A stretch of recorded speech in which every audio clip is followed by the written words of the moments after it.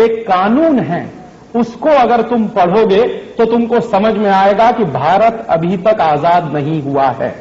तो मैंने कहा वो कौन सा कानून है? तब उन्होंने मुझे बताया कि 1947 के साल में एक कानून बना था जिसका नाम है इंडियन इंडिपेंडेंस एक्ट, और यह कानून बना था 4 जुलाई 1947 को, माने 15 अगस्त से लगभग 10-15 दिन पहले। तो यह कानून बना था हमारे देश में आजादी के पहले, और इस कानून का नाम है इंडियन इंडिपेंडेंस एक्ट। उस कानून के आधार पर ब्रिटेन की महारानी अगर हिंदुस्तान में आएगी तो उसको वीजा लेने की जरूरत नहीं है। तो मैंने कहा कि वो कानून आप मुझे दे सकते हैं पढ़ने के लिए? तो उन्होंने कहा मेरे पास तो उसकी कॉपी नहीं है।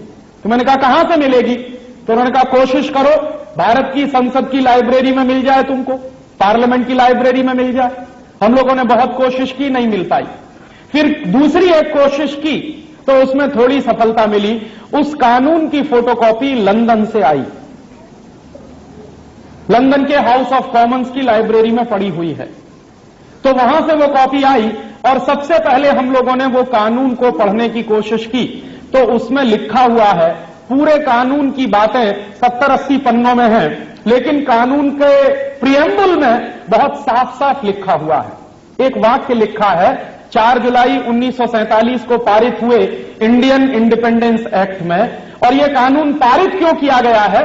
भारत की आजादी के लिए यह कानून पारित किया गया ब्रिटेन की पार्लियामेंट में। माने हमको आजादी मिल रही है तो हमारी आजादी का कानून विदेशी संसद में पारित हुआ है, और अगर हमारी आजादी का कानून एक विदेशी संसद ने पारित किया है तो वो विदेशी संसद अगर उस कानून को वापस ले ले तो हमारी आजादी का क्या होगा? क्योंकि जो संसद कानून पारित करती है वही संसद उस कानून को वापस भी ले सकती। तो मान लीजिए 4 जुलाई 1947 को वो कानून पारित हुआ है लंदन में, तो कल को वो लंदन की पार्लियामेंट से वापस हो जाए तो हमारी आजादी के सामने पूरा प्रश्न चिन्ह लग जाएगा। दुर्भाग्य हमारा आपका जानते हैं क्या है कि हम आजाद भी हुए हैं तो ये कानून अंग्रेजों ने तय किया है, हमने तय नहीं किया है। हमारी आजादी के बारे में हमने तय नहीं किया। वो कानून क्या है? 4 जुलाई 1947 को लंदन की पार्लियामेंट में जो कानून पारित हुआ है उसके प्रियम्बल में एक वाक्य लिखा हुआ है। उस वाक्य का अंग्रेजी में क्या भाषांतर है? After 15 August 1947 India and Pakistan will be 2 dominion states। 15 अगस्त 1947 के बाद भारत और पाकिस्तान 2 डोमिनियन स्टेट्स बनेंगे। डोमिनियन स्टेट्स का माने क्या होता? दुनिया के किसी भी देश की डिक्शनरी में आप डोमिनियन स्टेट्स का मतलब ढूंढिए तो उसका एक ही मतलब होता है, डोमिनियन स्टेट्स का माने एक बड़े राज्य के अधीन कोई छोटा राज्य। तो हम 15 अगस्त 1947 के बाद भारत और पाकिस्तान डोमिनियन स्टेट्स बने हैं, ना कि इंडिपेंडेंट नेशन। और चूंकि हम डोमिनियन स्टेट्स बने हैं तो हैं किसके हम डोमिनियन स्टेट्स? यूनाइटेड किंगडम के या कॉमनवेल्थ के। तो 15 अगस्त 1947 के बाद हमारी हैसियत क्या बनी है? हमारी हैसियत बनी है कि हम यूनाइटेड किंगडम और यूनाइटेड किंगडम के बनाए गए कॉमनवेल्थ के डोमिनियन स्टेट्स हैं, ना कि हम इंडिपेंडेंट नेशन। और अगर हम इंडिपेंडेंट नेशन नहीं हैं तो बात समझ में आती है कि आज भी ब्रिटेन की महारानी हमारी महारानी है, क्योंकि हम डोमिनियन स्टेट्स हैं। और ये बात अगर 4 जुलाई 1947 के कानून से है तो मेरे मन में सबसे बड़ा प्रश्न आजकल जो उठ रहा है वो ये कि 50 साल से इस देश की राजनीतिक पार्टियां क्या कर रही हैं। ये बात तो हिंदुस्तान की संसद में आनी चाहिए थी।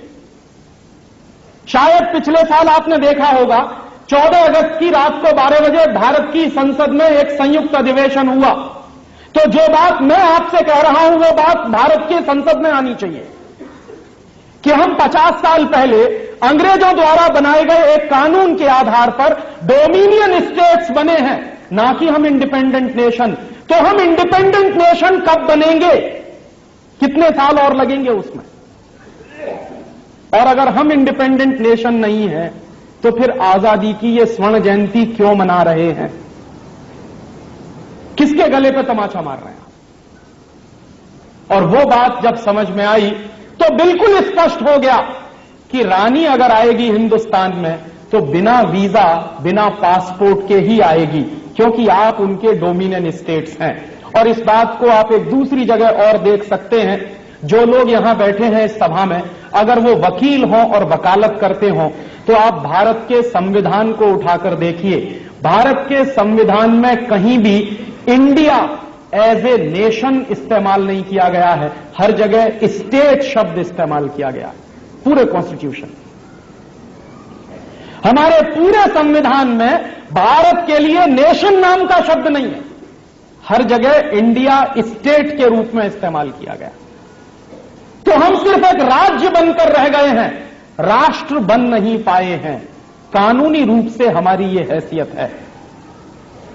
तो इसलिए रानी अगर आती है तो उसका स्वागत करना हमारे प्रधानमंत्री का कर्तव्य है, उसका स्वागत करना हमारे राष्ट्रपति का कर्तव्य है।